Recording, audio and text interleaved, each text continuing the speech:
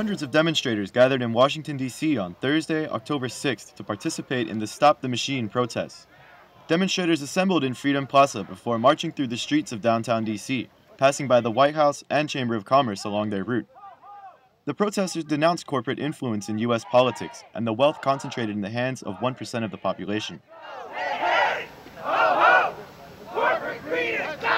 I'm here today because the 99% have decided that it's time to take back our government, that our government is being run by corporate interests, our society is run by corporate interests, our economy is run by corporate interests. The corporate interests have an interest in creating wars abroad from which they make great profits and into which all of our resources drain so that social services are being cut.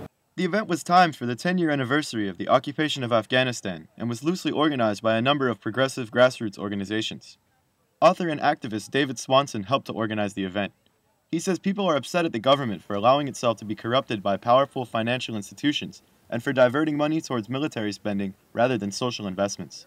The threat of foreign wars boosts corporate profits by ensuring their ability to exploit the resources, including the human resources of other nations.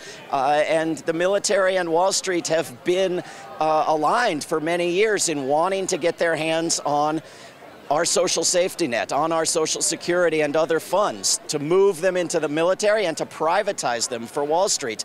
Whereas our agenda as people consists of wanting to make those super wealthy pay their fair share and to keep the money where it belongs and to take it out of the military, where we're now putting 65% of discretionary spending into the military and the war machine, and nobody talks about it. Not the members of Congress and not the protesters. Everybody yells, jobs, not cuts. Well, to hell with that. We want cuts. We just want the cuts to come out of the biggest piece of government spending, the war machine.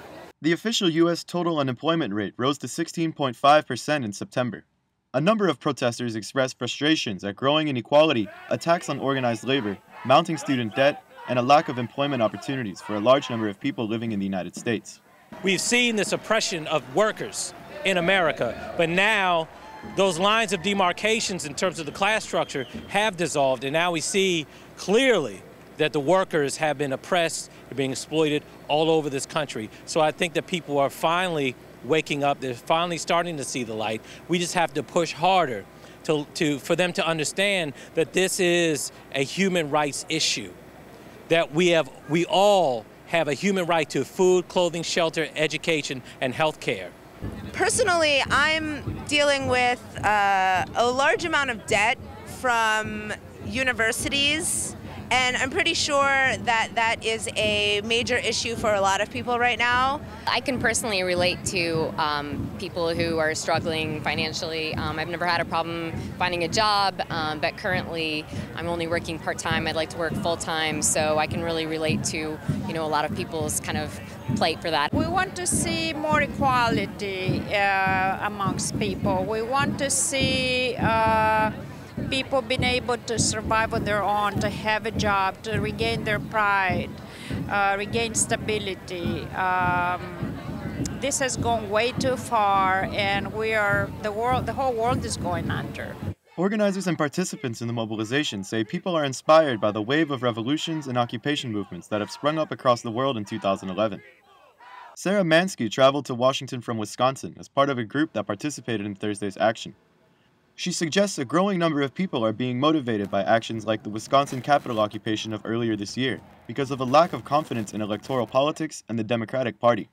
This is something new because people they voted for Obama, they expected change, and they got more of the same. And people realize that through being completely outspent by corporations, they are not going to affect any change through voting and have given up on all so-called legitimate processes. And the last thing we have left is disruption and occupation, and that's what we're doing.